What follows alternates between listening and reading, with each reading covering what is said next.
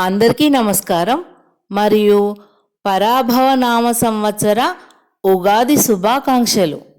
ఈ సందర్భంగా ఉగాది కవిత.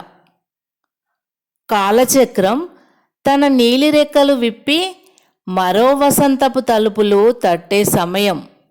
మట్టి మనసు మీద మామిడి చిగుర్లు పచ్చని అక్షరాలతో కొత్తను కొత్తగా రాసే వేళలు.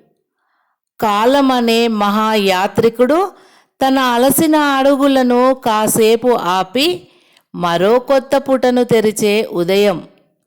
వసంతం తన పచ్చని ముద్రతో భూమి నుదిటిపై తిలకం పెట్టే క్షణాలు. వసంత గాలి తెచ్చిన కొత్త పరిమళంతో గత నిశ్శబ్దపు రాత్రులలో పడిపోయిన పరాజయాల నీడలన్నీ ఈ ఉదయం తడితేమతో కరిగిపోతూ వెలుగు వేళ్లతో ఆశల పూలదండలు కట్టిన వసంతమే ఈ పరాభవనామ సంవత్సరం. పేరులో పరాభవం ఉన్నా కానీ ప్రకృతి చెప్పే మర్మం వేరే.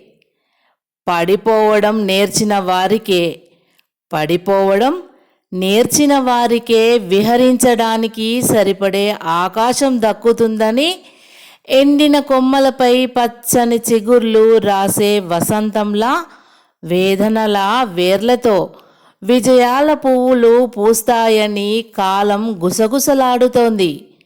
పాత ఆకులు రాలకపోతే కొత్త చిగుర్లు పుట్టవని ఎండిన కొమ్మలపై పచ్చని స్వప్నాలు పూయించిన వసంత స్రవంతిలా మన గాయాల గర్భంలోనూ విజయపు విత్తనాలు మొలుస్తాయని తెలుపుతుంది. కాలం మృదువుగా ఇలా పలుకుతోంది. ఉగాది పచ్చడి ఒక కావ్యం. వేపపూల చేదు జీవితపు కఠిన సత్యాలైతే బెల్లపు తీపి మనసును ముద్దాడే ఆనంద క్షణాలు. చింతపండు పులుపు అనుభవాల గాఢత. మిరపకారం పోరాటాల జ్వాల. ఉప్పు మనుషుల మధ్య బంధాల రుచి. అన్నీ మామిడి వగరుతో కలగలిసినప్పుడే సంపూర్ణమనే షడ్రుచుల గీతం. అదే కావ్యంగా జీవితం. ఇదే ప్రకృతి సందేశం. ఈ నూతన సంవత్సరం మన దారులలో విజయాల వసంతాన్ని చల్లాలి. మన హృదయాల్లో ఆశల పూలవానను కురిపించాలి. పొద్దు పొడిచిన ఆకాశం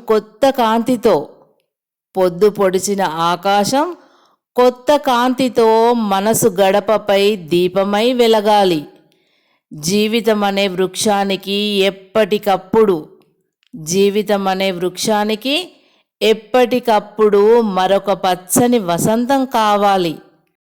మరొకసారి అందరికీ పరాభవనామ సంవత్సర శుభాకాంక్షలు. ధన్యవాదములు.